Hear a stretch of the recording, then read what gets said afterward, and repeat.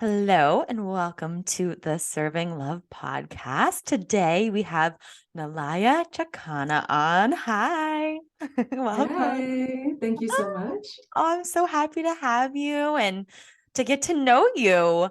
Your husband, Ruan, introduced us, and I was so excited. I actually had this moment where I was thinking it was years ago, and we were like sitting having lunch somewhere, and he was telling me how he was like, I am ready to like meet Mm, my person, and I want to be a dad. Like, I am Yeah, meant to be a dad. I don't know yeah. how it's gonna look, but it's happening.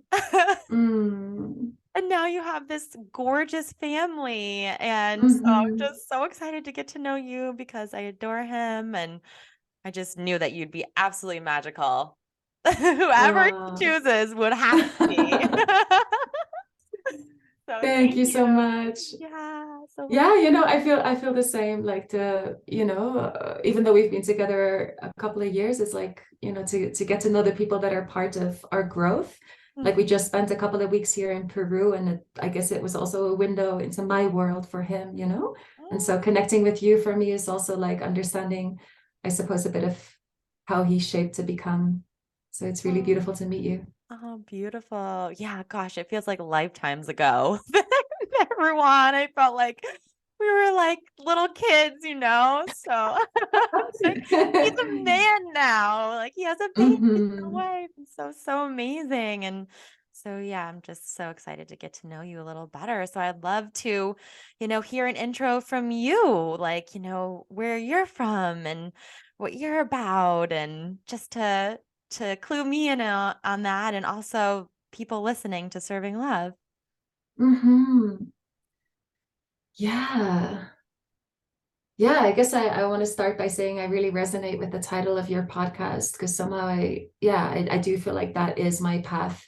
And yeah, what can I say about myself? I guess the older we become it, the harder it becomes to kind of summarize it. Um, Yes.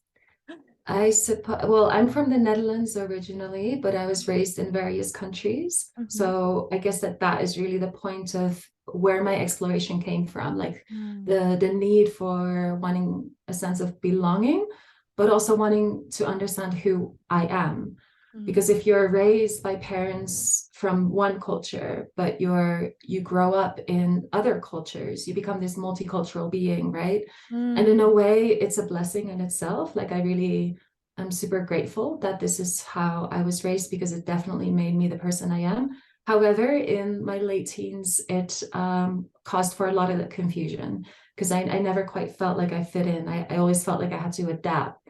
Mm. And that is what pushed me to go to India. It was simply like this intuitive insight that I can't even explain.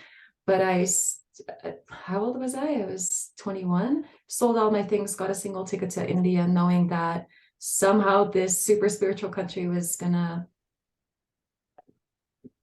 clear my path or help me heal or help me understand. Or what happened eventually is I found my path of purpose, and that wasn't necessarily the intention. The intention was simply to connect with God or the godly or the divine, however you want to put it. And I ended up spending 5 years there. So I didn't necessarily think that that was going to happen, but I took a leap of faith and launched myself in this beautiful, magical country. Had my ass kicked many Oh my times. gosh, I'm sure India's right. You don't come from India. When you drop into India, you're like, wow, this is some beautiful chaos right here. Right? And it's so particular because it's like life and death are both very present. And Oh. we can see that in the physical, but also very much energetical. Like that's how it moves as usually. So what happened there is I had to heal a lot regarding my womb. So I had issues with my menstrual cycle, and that really allowed things to unfold. Um, I don't necessarily want to go too deep into it, but what I can say is the womb represents not just our connection to ancestry, which was a huge deal for me, but also, blockages and traumas related to the feminine. And even though I considered myself to be very feminine, that was the moment where I understood, like, actually, I wasn't at all. You can grow your hair and wear long dresses, but that doesn't mean that you're connected to your femininity. And I think that really kickstarted my path. Like the fact that I had to heal and go so deep into my own femininity. I started producing menstrual cups, hosting women's circles, and that's kind of where it started. But of course, India also allowed me to go deeper into sexual healing. I met a bunch of, not a bunch, very particular tantric masters who I studied with. And then somehow the medicine path started to open up. And eventually that's what led me to go to Peru. So I actually drank plant medicine for the first time in India. And after, I think it was already 4 years, I understood like, okay, something is coming full circle here. It's almost like I went through various initiations in India that allowed me to have certain clarity and especially my connection to the invisible, to the spiritual. But I needed grounding. I needed to like come to earth. And Mm. that's why I was so attracted to shamanism, because it's, you know, meeting the godly in the elements or through the elements or through the present. And that's definitely missing in India, just looking at the way that they would treat the most sacred river they have, no? Just as like an example. And so that's kind of what called me to come to Peru. And somehow I also had a cycle of 5 years here. And my work ended up, or even my name, you know, Nalaya, Alaya, coming from the Sanskrit. So it's a name that was given, and the N is to honor my birth name. And the Chakana is one of the most sacred symbols here in the Andes. And so even my name just represents like who I am, but also what I offer. And it's this combination of like the spiritual meets the earthly, and tantric practices meets shamanic practices to help us ground and embody really, you know, certain things that we're moving through. Because very often if we just stick to tantra or spirituality, it becomes so, you know, intangible. And so Mm-hmm. I like to yeah, to somehow bring it to the present and make it how do you say this in English, like digestible, I guess. Totally. Yeah, thank you. I love that. And it feels so interesting because that's sort of like had my own path, but I also did all of this work and tantra, orgasmic meditation, and things that get you very high and you're like, woo, you know? And then I've just been starting to drop into learning shamanism and I'm on this path with this certain modality and it really does, like the combination of the two, like grounding that in your body is so potent and powerful. And um it's like it's like it grounds it in a way that allows all the tantra and all the work that you've done before it to be even more powerful because Mm, it's grounded and yeah, beautiful. I'm super excited to hear some more. Thank you for amazing. sharing. Yeah, so I'd love to know, I kind of just want to dive right in because I'm so curious about this. You have this amazing program that you're teaching and also just like witnessing you and Ruan and how you are, in your relationship, like you found your soulmate. Like this is incredible. And so I would love to just dive right in and like hear what you've been on this journey, right? And so what was the point where you were like, I'm ready to meet my partner? And like what like transpired to get you to find that partner? Yeah, not an easy question. Yeah.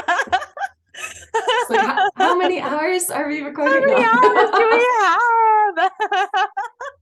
Yeah, you know, I don't think my story is unique. I think there's a lot of women who feel the same, and usually Hmm. it's also something that is hormonally triggered at the end of our 20s, for example. Like Oh that's yes. probably the moment where I could really feel like, yes, I want to be a mother. Yes, I want to stop fucking around, and I've had enough of wasting my time in relationships that, Whew. you know, end up being really valuable on the one hand, because obviously we learn from them, but just is like, why am I stuck in these patterns? And how is it that I end up dating a different guy, but acting out, you know, certain things that I just want to get rid of?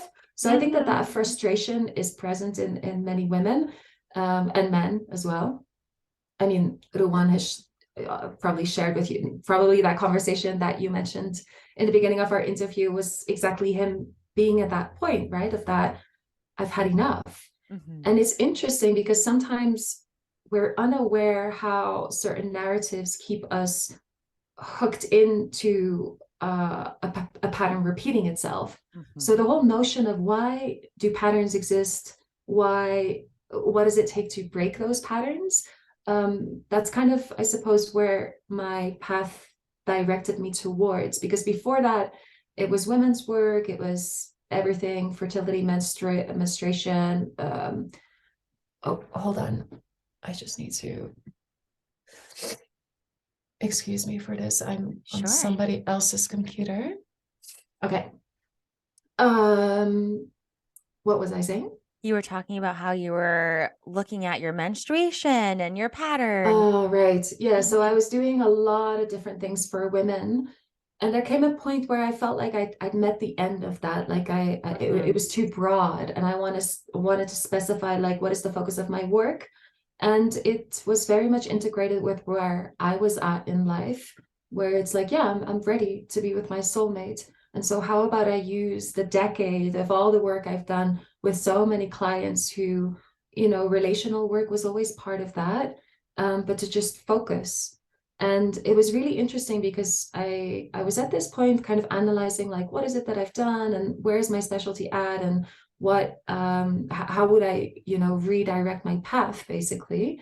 And I noticed that the most incredible healing I'd seen took place in the ancestral work we had done. And so, like, really digging up the roots, and looking at, for example, certain traumas that are present in the ancestral lineage that our ancestors, for whatever reason, didn't have the space or time or opportunity, even if they wanted to heal those patterns. And so, in the shamanic work, that's something that's very present in every indigenous culture I've studied with. They will always go to the ancestry first. And so I started to integrate that in the realm of like, okay, manifesting your partner, attracting this, that, all of it is lights and rainbows and sunshine, and really magical. And I'm sure that some people can just orgasm their way into attracting their soulmate. But Ask me. exactly, I've tried exactly. it. Yeah, and I bet you as well have gone into these webinars of people claiming to I don't know what, and I feel like a lot of it is a scam.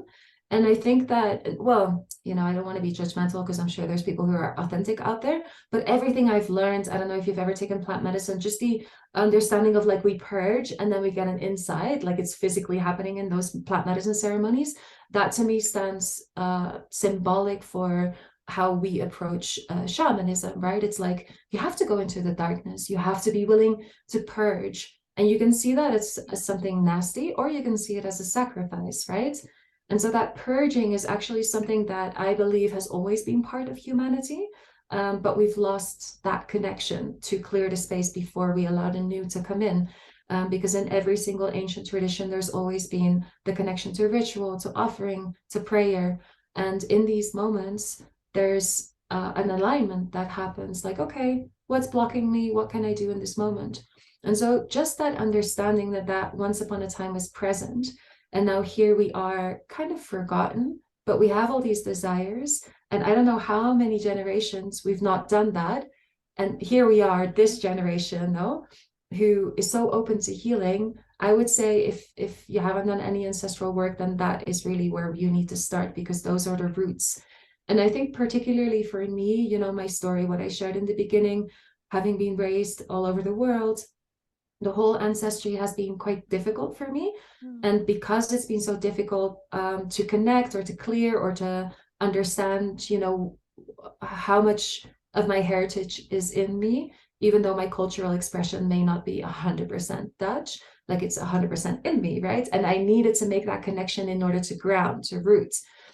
And me rooting here in Peru back then, that commitment that I made for myself to this place, to this home, um, was almost like a reflection of the work that I had done to be able to establish that, but also as a reflection to say to the universe, like, I am committed, and therefore it did create a particular space for Ruwan to arrive, because had I continued to travel and travel and travel as I did all Mhm. those years prior, I think it just wouldn't have worked out. And maybe, some people listening to this can relate and some people may not be able to relate.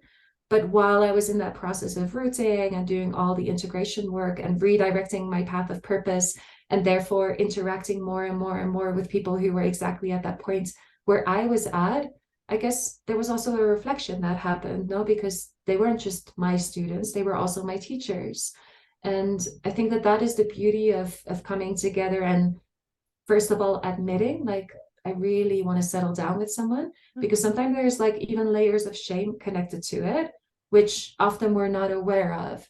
Because what I've seen is like to pretend that that is not the most important thing in your life, and to then eventually not, let's say, succeed in finding your soulmate or having a family, then at least you don't have to deal with some sense of failure.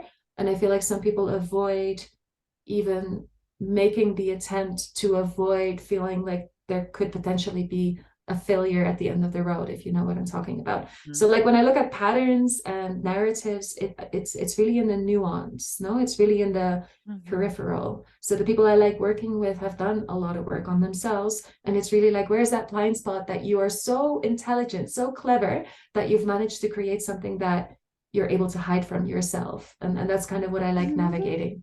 We get sneaky after a while when we've done a lot of work. And I understand that point exactly, because you can even be so smart and aware enough to be like, oh, there's something I'm missing. And you're like chasing your tail. Like, I know there's a shadow here and I can't see it myself. And we do need help because we do get so clever at like, covering up these ways and, having these mechanisms to keep ourselves safe. And yeah, I love what you said about our ancestors being the heart of this. I think I see that there's such a fear of death, right? And I think when we face like looking at our lineage and clearing it, like we come face to face with so much death and shadow and like things that are scary and feel dark, and but it's so necessary. Otherwise, we're just piling, stuff on top of stuff, right? It's like can't ever get to the bottom of it. So, yeah, it's exciting that you're doing this work because it's so necessary to Well, I could be give able to you be more of a clear. tangible example. Like there's a Yes. client I worked with, just to kind of clarify, like what are shadows in ancestry? There's Yes. a client I worked with, she got pregnant by, I don't know, I guess a person people would call him a narcissist, or, someone who likes to be in control. So it was a very difficult situation for her because in the beginning they were in love, but her pregnancy ended up being very difficult. They tried to reconnect afterwards, and it kind of just unfolded in more and more drama. And I asked her about her parents, and I mean, her parents are incredible. They're super supportive, beautiful couple. Yeah, just like a very committed example. And then Hmm. I asked her about her grandparents, and it was like the moment I asked her that question, it was like click. And Hmm. sometimes these kind of traumas skip a generation. And it's even something that I've seen within my own family where, whatever happened in the lives of my grandparents, there's usually this like secretive aspect to it. Hmm. And it's like, okay, let's shove it under the carpet. I mean, my grandparents were born right before the Second World War. So, of course, once they surpassed the Second World War, it's kind of like those kind of traumas you don't really want to, resurface or talk about. And back then it was like, okay, life is coming back to its or like we can live life again, let's put it like that. Hmm. And so there's no space for that. And unintegrated traumas will often cause for difficulty in relationships, right? Or, men being angry because there's a place within them that was hurt during the war in whatever way. I mean, you can fill in the blanks. But then the way that the women are treated or had to deal with, because, divorce wasn't that common back then, it's like, yeah, the family knew, but it's not something that they're going to pass on to their grandchildren in the stories that they tell about their Hmm. childhood. Yeah. And I think that that is something very common. And very often we can't actually get to the bottom of it, but it's something that is sensed or felt. But what I've seen in like ancestral clearing is that these stories will come in a magical way. It can be an aunt that you never talk to, or, suddenly your mother opens up about something surprising. So it's really interesting to see like how can we integrate things that have been kind of lost or forgotten, but yet are influencing where we're at. So it can be men, that are narcissistic, but it can also be the pattern of always being left, for example. Mm. I mean, I know that the mother of my grandmother um, was left by the original like the biological father of my grandmother. We actually don't know who he is. So, you know, it was all kind of like hush hush, because back then, you know, a woman pregnant without a man was kind of a big deal in the 20s. Yes. And so later she found a man, had more babies, and my grandmother kind of got integrated into that family. And so it's these kind of things that, you know, generations later, we can still have this fear of like, what if I'm left? And we don't even know why that fear is there. You Mm-hmm. see what I'm getting at? And this is Mm-hmm. how certain patterns are created. But I'm curious, because I would love for this to be a little bit of a dialogue. Like, Yeah. if you were to mention one pattern, either if you're comfortable sharing with me, like what is Sure. one major pattern in your life or something that you see in sisters? Because I do feel like, you know, us women who are like independent, you know, we travel, we explore, we do all these things, we have our path of purpose. It's a very distinct type of archetype, right? That we are. Oh, yes. And so I would love to hear what your reflection is of like certain patterns that played out. Yeah, sure. Oh gosh, yeah, I'll speak to my own. I have no shame in letting people hear it. Um, let's see. Um, yeah, definitely have attracted narcissists. Or yeah, some men that actually like feel dangerous has been a Mm, pattern in my lifetime where, you know, they start out very charismatic and sweet, and I mhm, kind of like start to open and melt, and I'm like, oh, there's safety here, you know, but not seeing it from day one. Like I like have wanted love so much that I'll ignore the red flags, right? Because, you know, they're spiritual, they're on a path, and especially a lot of us women on this path, like we are looking for men who can meet us. Like we want to feel like we can meet a partner who is on a spiritual path so we can walk it together, because it's kind of, you know, so yeah, so it feels like the pool sometimes feels smaller, and so I would choose these men, and then it would just, you know, then we would like get in really deep, and then all of a sudden there's triangulation, there's, you know, they're like pitting me against another woman, there's you know, telling me one thing but then gaslighting about another. And so that's been my work, is to like really like slow down and be like, oh no, like I am no longer available for that pattern. But that's been a really big one for me, for sure. yeah. Yeah, and the difficulty of those kind of experiences is that then kind of the heart wants to shut down and say, like, okay, I'm not, like you say, that I'm not available for this. But the energy of protection often protects us against everything, not Oh just what we don't yes. want. And it's like this like loop, right? It's like, how do Uh-huh. we, so one thing that I very much dive into with my clients is like this differentiation between protection and security, Hmm. because essentially it's like, okay, how can we not use the confidence, because you seem like a very confident woman. um so, I mean, I can speak for myself. My confidence has been my protection in the past, and it took me to be in a relationship with one to actually acknowledge that, Hmm. where, you know, it's kind of like I carried myself with a particular attitude because I had no space or time to fuck around or for people to fuck around with me. Yep. And in a way, I'm happy that I carried myself like this. But at the same time, I know that it has been a shield. And so what often happens is like either we end up in that shield, and then when we're in that shield too long, we're like, ah, okay, I'm gonna trust, you know? And then the shield disappears. And in a way, energetically speaking, even though that confidence may be the same way, there's an opening, right? For just anyone to walk in. And that's how patterns often repeat. Hmm. Whereas if we kind of start to experiment with like, okay, what is the difference between standing in security versus standing in protection? And it's really something in the subtle, right? Like it's a Hmm. slight different position, even though the attitude in a way is the same. Like you're still saying, I don't fuck around. But it's carried in a different way where there is an openness, but Hmm. also, I suppose, an integrated awareness of like, I know what my heart wants. I'm going to honor that, and I'm going to trust in my intuition. Hmm. And yeah, I guess I'm just thinking like, what is one tip that I can give? Somehow the thing that comes to my mind is to uh, keep sex out of the equation for as long as possible. Oh, yep. Um, Difficult, very difficult. Yes. Uh-huh. Yeah. Mhm. Yeah, I mean, conscious celibacy, it's really interesting because if you, Rowan and I had already met. We met briefly here in Peru. This is like in 2000, in the beginning of 2017, end of 2016. We got introduced by a mutual friend. Um, and it was professional connection. We did a video for his YouTube channel, and that was it. And afterwards, we kept in contact, promoting each other's work and so on. But we never reached a level of personal connection. And then Mm. during the pandemic, the reason he wanted to interview me for his podcast is on the subject of conscious celibacy. And Mm. so I was integrating that into my work, but also practicing it myself.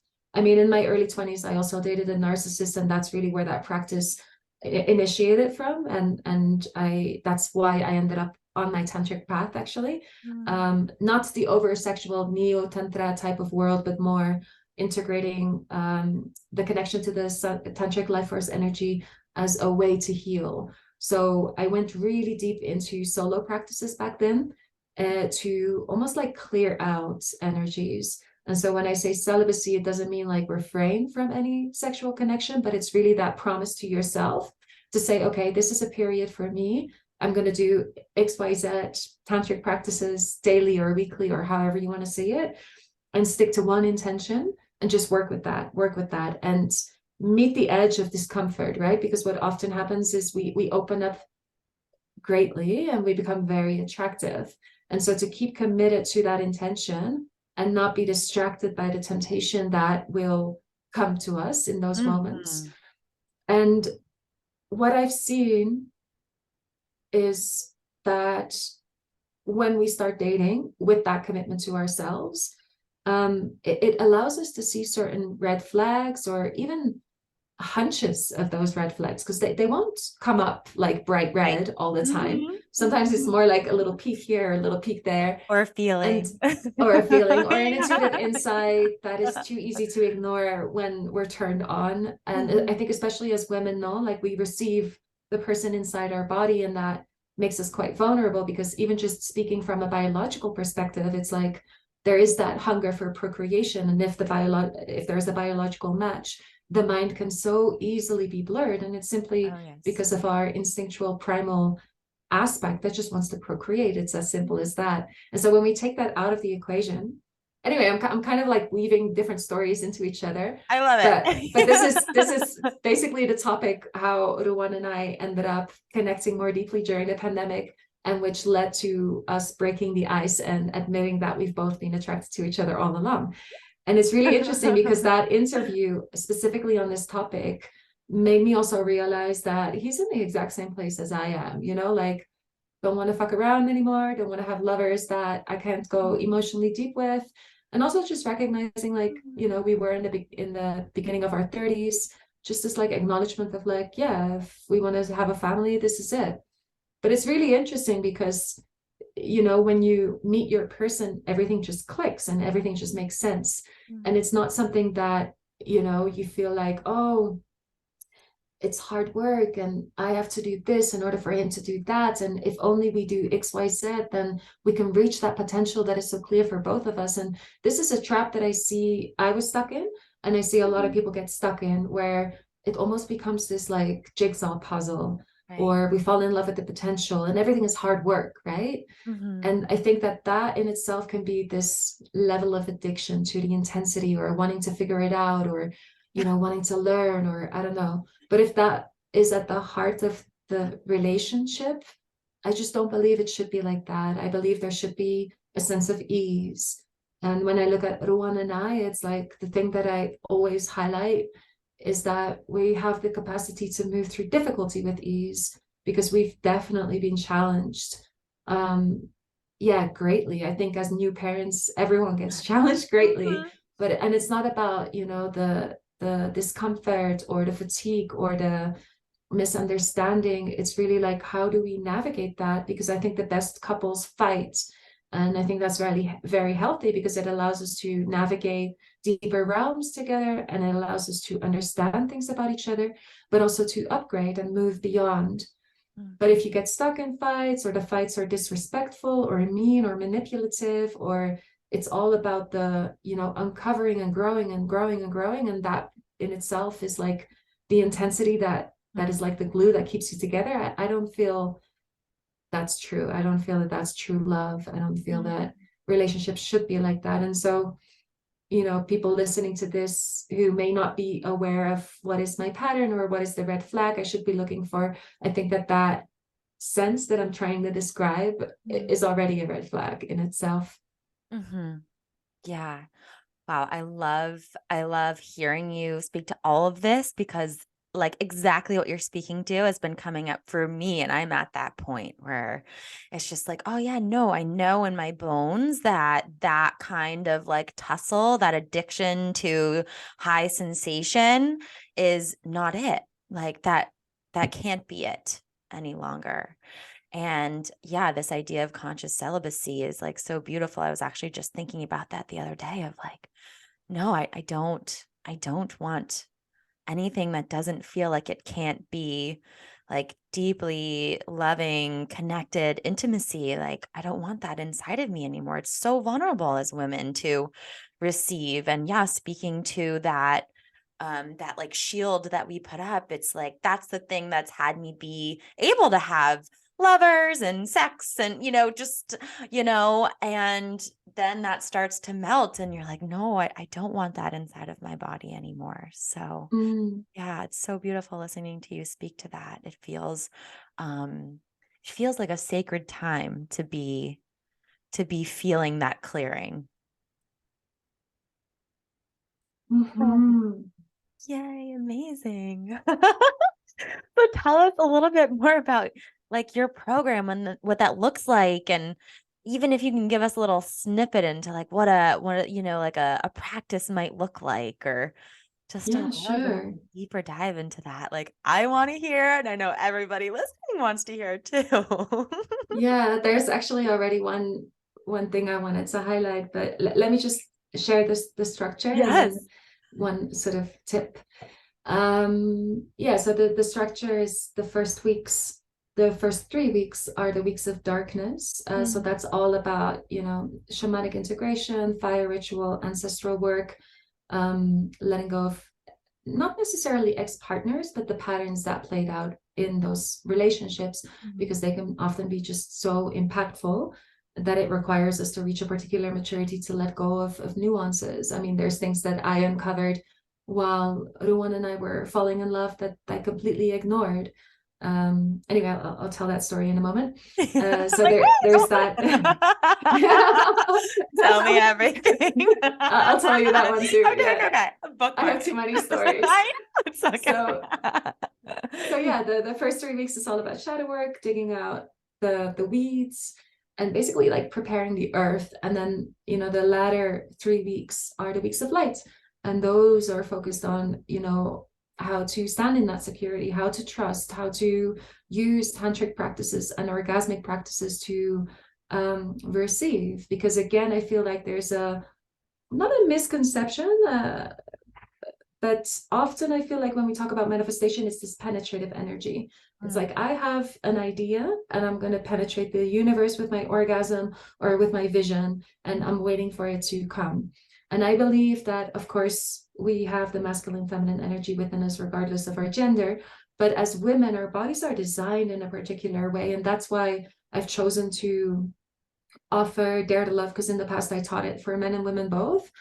But I want to teach it just for women, because I do feel like this archetype that many of us carry of like the strong, independent woman who's an mhm. entrepreneur, who travels the world, who can take care of herself, but who longs to be with a freaking masculine man. Ugh. And, it's like, Yeah.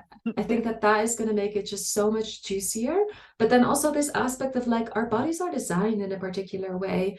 And I can only come from my own experience. So there's only so much I can teach a man, because many men have reached out to me saying like they want to do my program.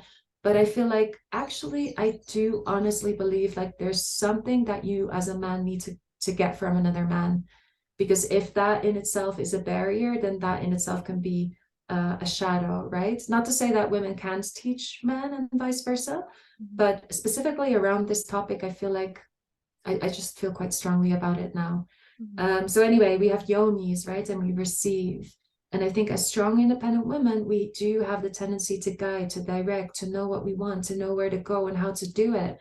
And so this program has been designed in a way to get to that final place that is in receptivity.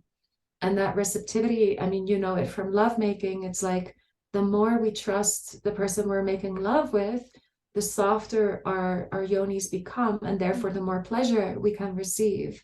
And I don't know if you've ever had an experience like this where, for example, you start making love with your partner and the sensation's not really there, and you kind of want to guide the situation so that, you know, it becomes more orgasmic. Mhm. But actually, in those moments, what we should be doing is accept. I mean, yeah, obviously, you with the own practice know all about this. Accept what is there, and then while getting off on the not having exactly what you want, you enter that state of receptivity, right? And so through these tantric practices, it's kind of like how to soften, to still be connected to your goal, let's say, but to have the willingness to let it all go. Hmm. And that is something that we can't trick, right? Like you can't pretend to be in that space. Like you're either in it or you're not. Mhm. Like just to give an example, right before Luan and I got together, it was the pandemic. Everything was locked down.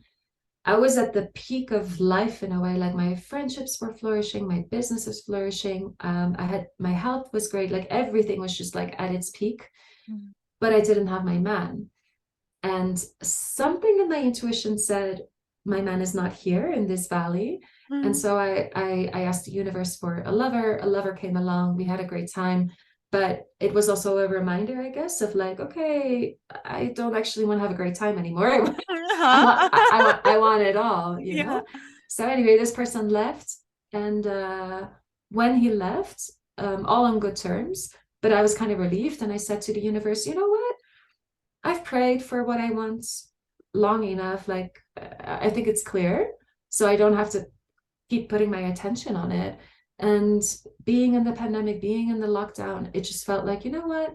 I'm going to do my tantric practices and I'm going to pump all my creative life force energy into my business and just have fun with my friends because actually I have zero complaints. And it was the first time I could really recognize that truthful state of letting go. Because Mhm. I think often we can convince ourselves that we're really letting go when we're really not. Mhm.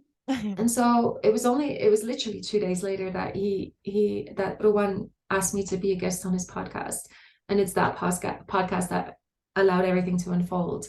So it's really fascinating because I was really like, you know what, if this pandemic is going to take years, so be it. Because I'm just not going to fuck around anymore. And really, I meant it. And it's yeah, so it's like this tricky space. Like, yeah, we can talk about it and understand it, but how to actually get there, I would say like that's what my program is designed for. To really get to that space of truly, fully letting go. Mm. Oh, and that's one thing I wanted to share. Thanks for Yeah. reminding me. Because I heard you say, you know, you're on your path, you've done so much inner work. So of course you want a man who is similar to that because you just want, yeah, you want that flow, right? And you want Mhm. to feel understood. And what I also integrated for myself was the releasing of any control Yeah. regarding who this man is meant to be. Because in the past, I've made my lists, I've made my Oh rituals, yeah. and so on. So part of the course is actually like if you have a list, burn it, because Mm. that in a way is again that penetrative energy of like I decide and I know what I need in order to be whole.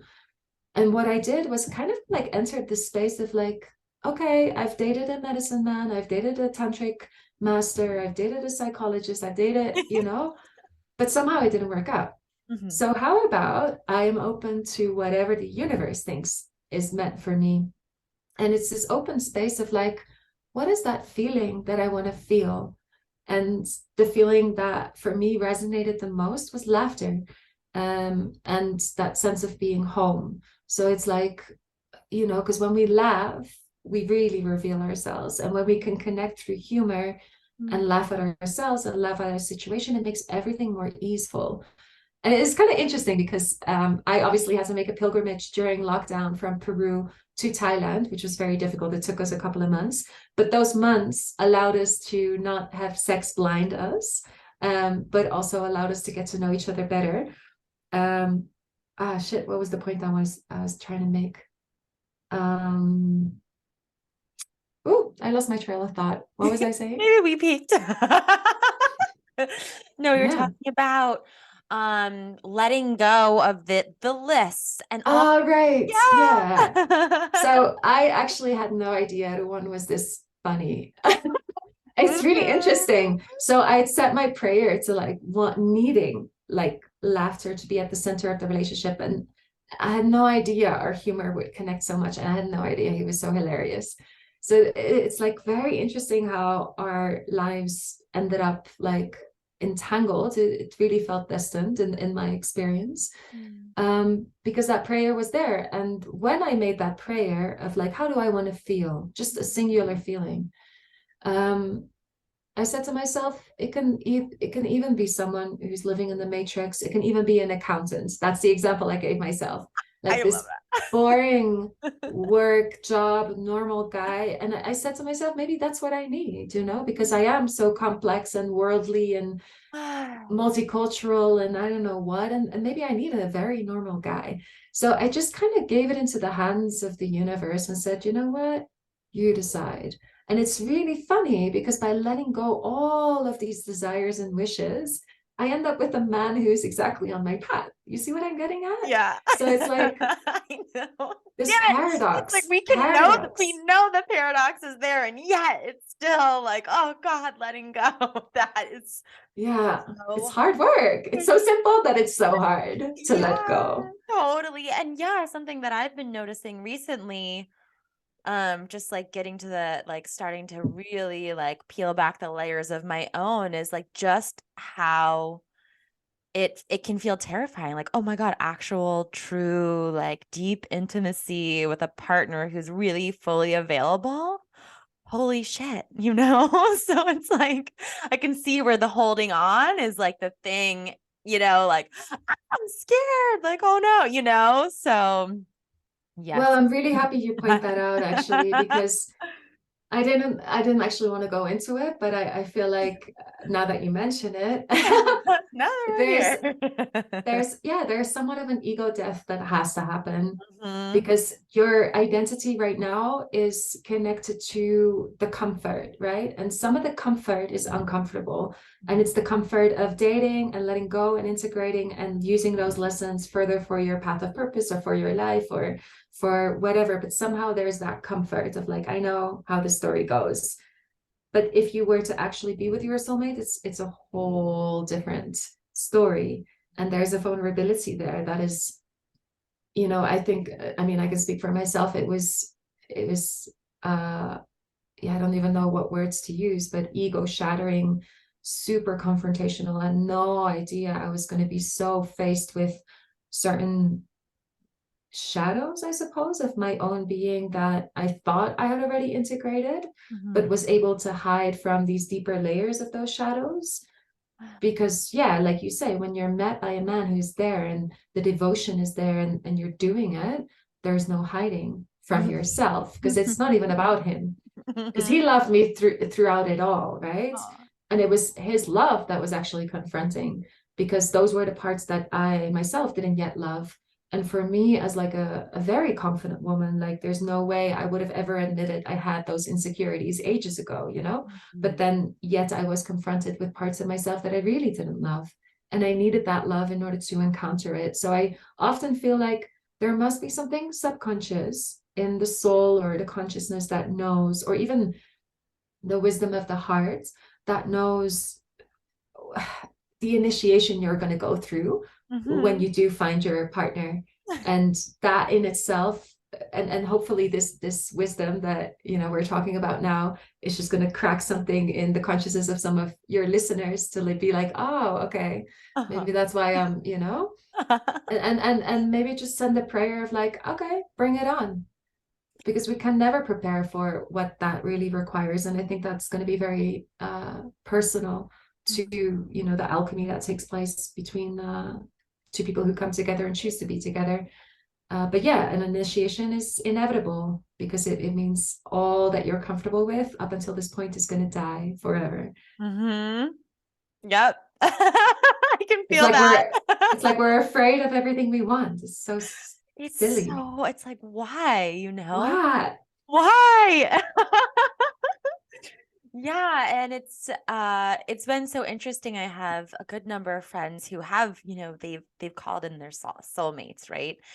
And it's been so beautiful to watch those parts of them come up and die. It's like I really see this like deep softening in them. It's like, Mm, and it's so beautiful. And I can feel myself envious of that. Like, oh gosh, like I want to be able, I want to feel that, like that deep softening that can only really come from like the cracking open that happens when you meet these parts of yourself and you let them die.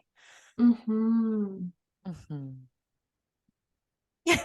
Yeah. So the story I was about to share when I talked about the weeks of darkness of Dare to Yeah. Love. Yes.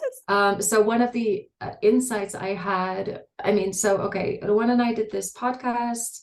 I was still in Peru. He was in Thailand. It was word lockdown. I decided to repatriate to Holland, and in Holland, I tried to figure out, you know, how to get into Thailand. It was a whole journey. It ended up being multiple months. And then once I got to Bangkok, I had 14 days in quarantine in this tiny Oh hotel my room goodness. without being able to leave. That was like the pilgrimage I had to make. But that entire time allowed us to navigate many things. And it almost felt like because we're both, I mean, he would never call himself an intimacy coach, but in a way he is. And since we're both in that field, it's almost like we were able to receive the wisdom from each other and the guidance, as well as be guided, right? And be in that vulnerable position. And we did a lot of dream analysis. And it's interesting because through our dreams, we were integrating past lovers. And so, there's only so much work that we can do alone. I feel like sometimes there's something so healthy to recognizing the tiniest little triggers that come up in the beginning of a relationship and just being honest, right? And so one of the things that I was completely not aware of was one particular heartbreak that apparently after that heartbreak, I never allowed my heart to be as innocently open. Let's put it like that. Mhm. Because I was quite young. Let's see how old I must have been. Let's see, I went to Montreal for him. So I must have been 20, between like 19 and 20. It was a guy from Montreal. We'd fallen in love, and it was this like instant opening, an instant flow, an instant understanding. And every single day we spent together was full celebration. And I was studying at university. I ended up finding a way to do part of my studies abroad. So I ended up going to Montreal to give our relationship another shot, right? Because he'd been an exchange student in Amsterdam, and that's where we met. And then I ended up going to Montreal, and it didn't work out.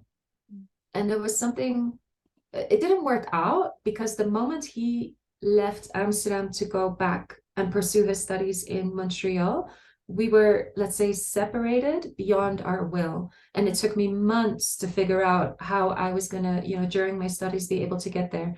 And it really kind of felt like Romeo and Juliet, where there was this like forceful separation that had nothing to do with a wanting or the story coming to an end, but literally like this, we were too young to have freedom of choice. And that heartbreak, I guess, touched me in ways that no other heartbreak did for that reason. And I think by the time I got to Montreal, it didn't work out because both of us had experienced that pain, that intense pain of like, I want to move forward with you, but I don't know if it's going to work out. And so we had already integrated that heartbreak, but we also stepped into protection. I mean, we were both very young. We were like 19, 20. So that ended up not working out. this is in a stage in my life that I was still partying and so on. So I wasn't doing like my rituals of letting go. And then while I had done many rituals for all kinds of partners that had a significant impact in my life, I don't, for some reason, he never really came up. And then with Ruwan, something about a dream that came up made me recognize, like, wow, I loved this young man. Because I mean, we were definitely like very young, it's like this young, innocent sort of, before you've had tremendous experiences, it's like wildly, innocently open and just like, let's go. And since then, I had loved deeply, I'd loved greatly, but never with that sort of divine trust. And that epiphany came while I was making this pilgrimage to Thailand to be with Ruwan. And, similar for him, he was integrating aspects of different lovers from the past. And for me, that was one of the things I had to integrate. So when I speak of Dare to Love, these are kind of like the steps, the practices that we do to uncover these blind spots, or like, where is that experience that you've forgotten about, or are not putting enough attention to because you were young, or things didn't seem that important, but actually that one encounter has left a mark that since then you haven't dared to love, basically. I love it. Yeah. Yeah, and so it's like, yeah, we both clear things before we came together, and I mean, the openness and the willingness and the devotion and the full trust has been there ever since. And that's not to say that we don't continue learning, because I think in any long-term relationship, there will always, you will always reach that plateau, right? Of like, oh, you trust until here, and now you have to break through that. You love until here, and now you have to break through that. And those initiations will continue and continue. But yeah, just as like a preparation to get there, it's really interesting what can come up. And I personally feel like it's the stories that we bring together in this group journey that add, because the practices are practices, but it's the stories, it's the reflection of seeing yourself in the other women as we journey together. Because in a way, the way I've designed it, it's just a bundle of stories, my stories, the stories of clients I've worked with, patterns that I see are very common. And I believe that once we journey together in these 6 weeks, and it's the encouragement of like, tell your story, tell the thing that hurt, tell the thing that, also caught you, or allowed you to trust more, or whatever. It's like those stories are essentially what allows us to deepen and be witness in our process, as well as uplift the other, no, which is really what sisterhood is about. So yeah. Beautiful. Yeah, we certainly need each other on this Mm. journey, especially when it comes to, finding love, calling in love. Mm. Beautiful. So, I'd love to also, we're going to link everything to Dare to Love in the show notes. And I'd also love to hear like any other ways that you work with people too. I don't. There are. This is the big thing right now. Yeah, because I became a mama, and like in Mm-hmm. pregnancy, I chose that I mean, I was so open, I was so sensitive that I just couldn't Yeah. work with people. Mm-hmm. And now I feel like there's a window, because we do want a second child. And so Mm. this is my window of like creative life force energy goes into this project. And it seems like I don't know, it might be a while before I offer it again. Ruwan and I may experiment in North America with couples retreat, but that's a whole Mm-hmm. different story. But yeah, it's likely that this may be the only thing for a while. Well, then get in there now. With it. Yeah, it's beautiful. And I just want to frame how I can feel like the depth of this work, and I feel excited for whoever gets to experience this. Like, I love how you're combining, shadow work and just like how important that is. And like, thank you for like seeing that is the thing that gets missed, because I do also see that it so often gets missed in this work. So I love that the first half of this is focused on that, and then going Mm. into the light from that place is like, wow. Mm-hmm. Yeah, it's super beautiful to connect and to meet with you. You really feel like a sister. It's like, oh, we could talk Yeah. forever. I know, I I know. actually want to hear more of your stories. I know.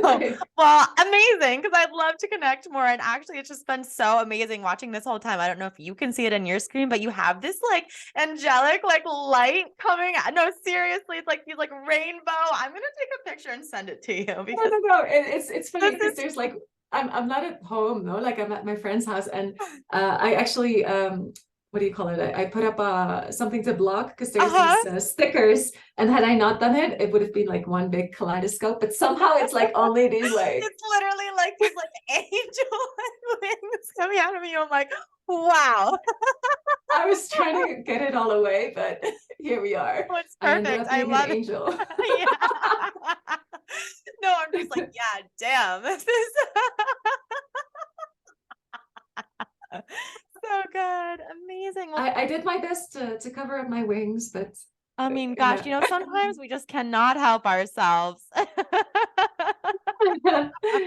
I would love to have you on my podcast as well. Yay! Let's Oh my definitely gosh. plan for that. It would be Yes. lovely to Let's hear more of you, you know? Yeah, to be continued Yeah. for sure, for sure. So I'm so grateful we had this time and so excited for your work. And we're gonna link the link to the program in the show notes and more about you and where people can find you. And you also write beautifully, and I'm sure people will want to see. And Thank you. thank you so much for, offering yourself in this way and being so, upfront and honest and just like sharing yourself with myself and Serving Love listeners. Thank you so much, sister. Yay, thank you. All right, until next time, Serving Love, I love you all.